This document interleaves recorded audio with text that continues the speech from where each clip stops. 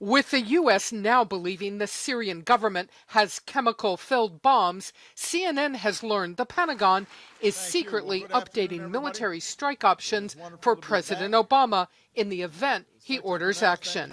A senior U.S. official tells CNN a strike could be carried out with the ships and aircraft already stationed in the region. The planning is being driven by the latest intelligence, which U.S. officials say shows sarin gas has been loaded into aerial bombs at least 2 locations near airfields. Syria seems to have crossed the line drawn by the president last August. A red line for us is we start seeing a whole bunch of chemical weapons moving around or being utilized. This week, that line seems to have shifted, with warnings from the president, Secretary of Defense Panetta, and others focusing on what happens if Assad uses the weapons.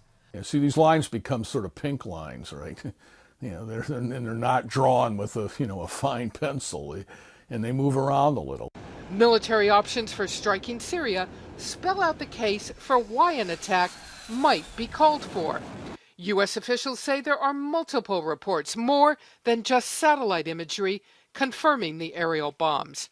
The regime is getting more desperate in recent days as fighting has raged around Damascus, leading to worries al-Assad could order a deadly strike that could kill thousands.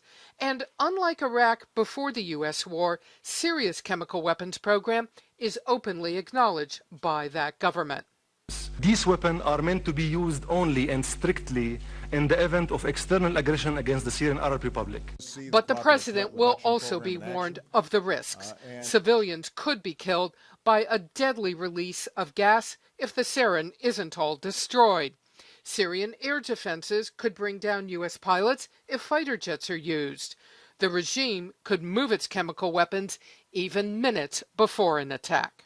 If those weapons start moving around, they become less secure, and that raises an additional dire consideration for the administration. They're watching around the clock to see if any terrorist groups are moving into these areas, trying to take advantage of all of this and seize control of that deadly arsenal.